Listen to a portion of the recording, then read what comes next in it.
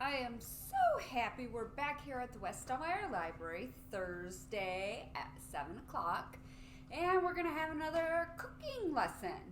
And once again, I'm going to put my hair up, put my apron on, all my little trusty tricks, and we're going to do something that I actually, once again, like last week, have not done before.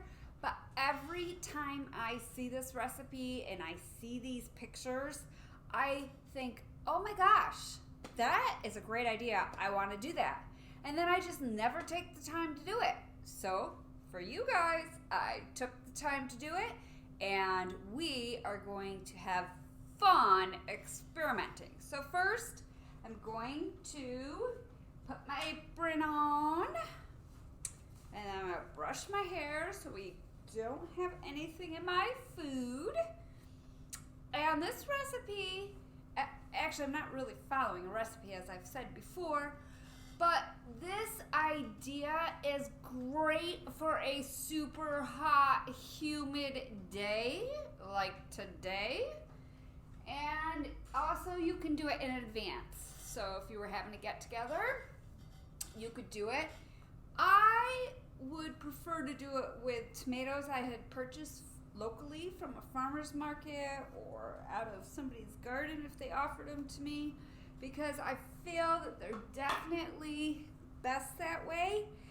But I wanted to share this with you before you had the opportunity for a real tomato, so you would have the idea and you'd start thinking about it and wanting to do it, and then when the fresh, awesome farmer's market tomatoes or even in your own garden come out, you will already be prepared to do this special treat. So just real quickly,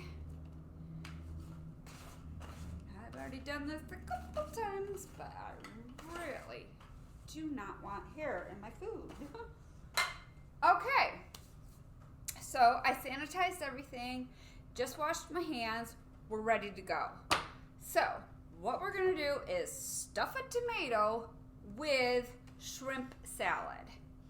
So I have my tomatoes here, and I'm gonna use some of my trusty paper plates. And my tomato off the vine, does not have to be off the vine. Usually for something like this, I might just do this beefsteak tomatoes, but these happen to be on sale, so why not? They're not always better, and if you do get the beefsteak ones, just get them beforehand and let them ripen a little bit. They're never ripe in the store. But we're gonna take this tomato after it's been washed, and I have a knife. I'm going to take off the top, and I actually already tried these tomatoes and they're pretty good. So I'm not gonna waste this. I'm gonna save that. Now, we're gonna stuff it with the shrimp salad, which is going to be the most time consuming part. But coring this tomato out is pretty tricky. So I learned, just take a paring knife. Don't go too close to the outside. This is not a type of thing, a recipe, a dish that you're really trying to taste the tomato. You're trying to taste the shrimp salad. This is just presentation. Of course, the tomato is delicious, goes along well, but if you ruin the tomato, you're not going to have the great presentation. So I went around the inner lining there, and then I figured out with this core in here, you're supposed to just take it out with a spoon.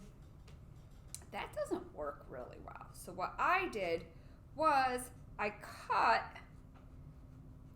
the core. Now you have to be careful, you don't want to cut too far. The reason I did not use the bigger knife and I used a paring knife is so it would not accidentally go all the way through. And I just kept cutting little X's to make sure. See how the core is coming out? And then a little more core. Get the idea? This is working.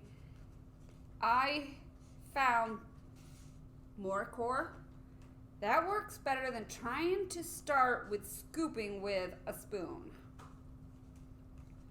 So once I kind of get it coming out with my paring knife, then I'm going to go at it and kind of cut to the side. You see that?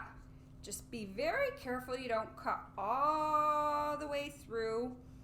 You can kind of feel with your knife if it's still kind of tough, and you can just kind of keep gently kind of taking it out. Then you can see you have a little more area, and you just keep going at it. If you'd like, you can use a spoon, but like I said, I really felt like that knife was working pretty good. Once you get that, see how you kind of take it out? And once again, you're not trying to serve a tomato. This is not a tomato salad. This is a shrimp salad served in a tomato. So that's that. I'm gonna set that aside, and let's get to the shrimp salad. So I'm going to move this a little bit to the side to get started. And we're going to start with the shrimp. So that is definitely why I wanted this particular knife, because it's serrated and it works better than a paring knife. I'm going to take my shrimp. Depending on how much you would like, I prefer to be a little more shrimp than anything else, just because I like it, and that's what it is. It's a shrimp salad. So you need to have it obviously cooked. I purchased mine cooked, so I didn't have to worry about it. You can do it either way, whatever you prefer. Take the ends off. Sometimes if you buy it frozen in a bag, they'll already be off, but I purchased mine fresh locally. So take the ends off, and we'll put this to the side. And then the shrimp obviously is a little semicircle, so you can just start at the end, and you want size like about like that. I don't know exactly. It's obviously bigger than an eraser, but not much bigger. And one side of the shrimp is going to be wider than the other. So you can start by just doing both ends, but then you should probably start working from the smaller end and make little pieces. And that's what I did. And then just put them in a little mixing bowl. So my shrimp was considered large. I would say for 4 tomatoes, you'd want like a pound of shrimp. So after the shrimp is in there, I obviously am not going to cut up all that shrimp. I have already done that. We are going to put in Kalamata olives. So you will need to purchase them pitted, unless you want to pit them, but I highly doubt that. And you're going to want to drain them and then pat them dry, because we don't want a ton of juice in our salad. We want to be able to taste the shrimp, not necessarily so much the olive. However, this does not call for salt. You get the salt from the olive. So if for some reason you're not going to put them in, you should salt it a little bit. And since I like salt, I salted my tomato also. So just a few of those. You would normally pour them over a sink and strain them. We don't have that here. So I'm just going to pat them dry. If you noticed, I used the same paper plate. It's okay to mix because it's all going to be mixed in the end. And then just slice them thinly. Like that. Super easy, super quick. This is not something different. Oh my! You guys, these are pitted, and here is a pit.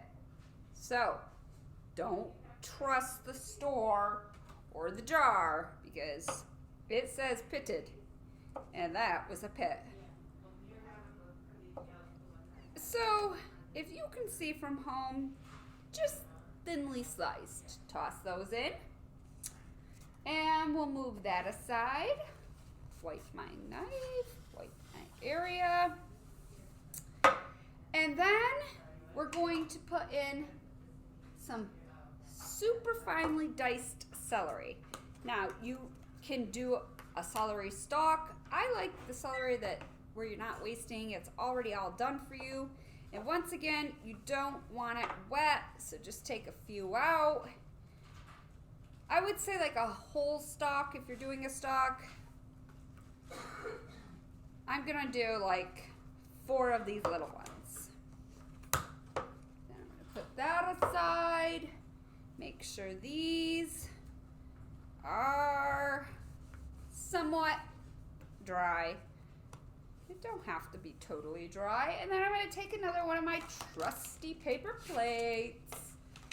And what I do in a situation like this is I slice the ends and they get tossed because I want it to be fresh. And then I don't want this size. I mean, that would overwhelm the size of my shrimp. This is just for a little crunchiness, a little taste of celery. So I took each one and sliced it in 3. So one of these into 3 tiny ones. And then I did super tiny slices. And I don't know if you're going to be able to see from home, but they're like super tiny. Perfect. So like I said, like a stalk and a half.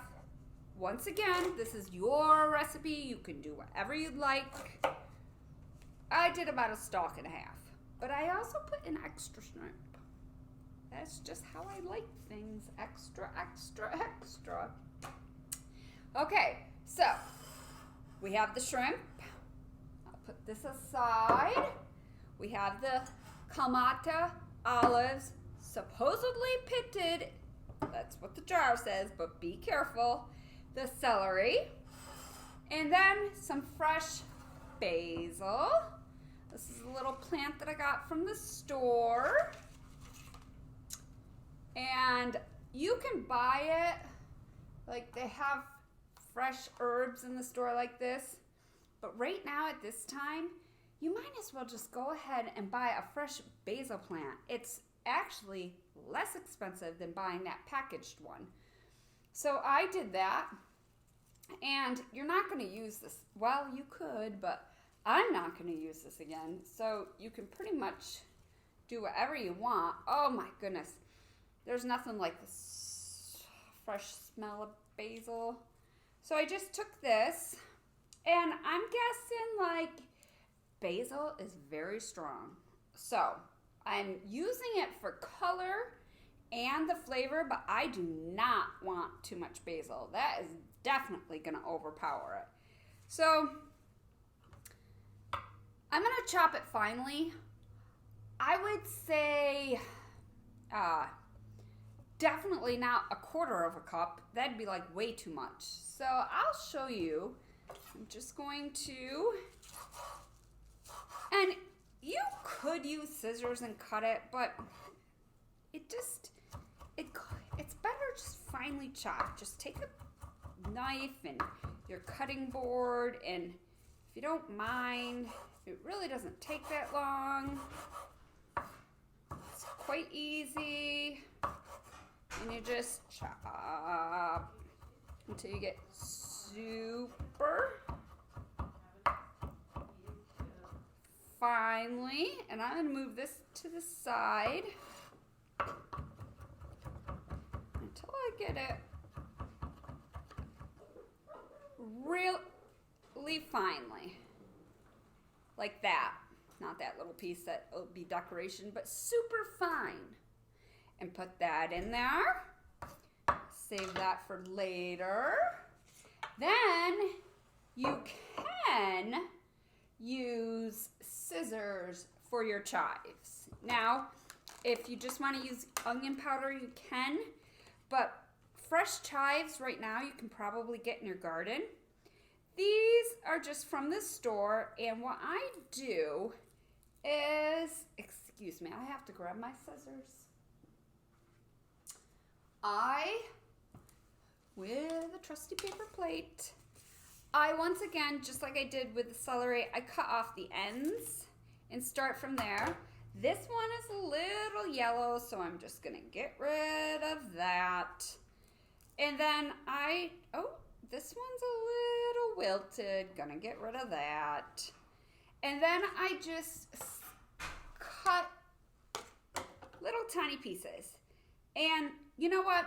I don't even need that extra plate. I'm just gonna do it right in this bowl, like that.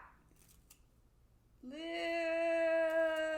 tiny chives or shallots or just onion. But I like the green. So that goes in. And then a little fresh ground pepper. Not too much. We want to taste the shrimp. And then a little white vinegar. Just a dash. Obviously, if you had more shrimp in there, as you can see, I'm doing a sample. And then if you were doing a whole pound of shrimp, you'd probably do 1.5 tablespoons of mayonnaise. But since I am not doing that, this is the great thing about paper towels. Look at that. Wipe that off. And a little mayonnaise for mine. And then just stir it up. And that's that. Voila. That is our shrimp salad. So I'm going to set this aside, and this is what it looks like when it's done. All right. And then I have a tomato. Take that out. And I like to hold it, not just dish it onto a plate, because it is still tender and I don't want it to break. And you don't have to pack it. It's not like a stuffed tomato that we're baking or a pepper. We're just using it mostly. It's a great way to use tomatoes during the summer when you have way too many, like tons and tons. But they're so good, and who wants to waste them, and who wants to can them? Some people, thank goodness, because I can buy them. But during tomato season, when there's just buckets and buckets and buckets, you can use Incredible tomatoes just as presentation for shrimp salad. And, oops, did you see that toss right out? Certainly did. And then just on a cute plate or this little dish, depending on this, I might put a little extra around, but I am gonna put a little decoration here. Oops, just take the end off, stick that in there. Oops, see, this is not perfection. This is live. I'm gonna stick this little basil in there, and for height, I am going to do a little chive. Oop, check that out. And there's a little juice on the side, but that's okay. And that's how I would serve it. Let me just move this little mess out of the way.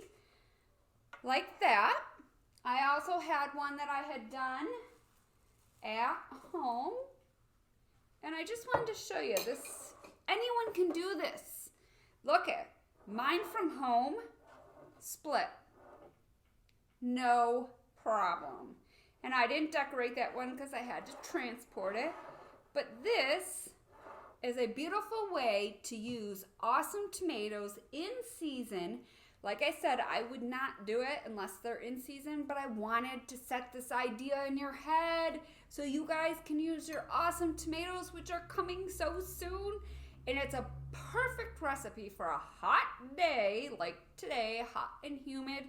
And you can do it in advance. You can have your tomatoes done, put them in the fridge. You can have your shrimp salad done, put it in the fridge. To be honest, the shrimp salad will probably taste better the day after. So, that's it. I am so happy you guys shared that with me, that you came here to the West Elmira Library at 7 o'clock on Thursday. And I will see you next week. If you have any comments or questions or ideas, advice, constructive criticism, anything you'd like, just get a hold of us through Facebook at CCLD. Thanks a bunch. Bye.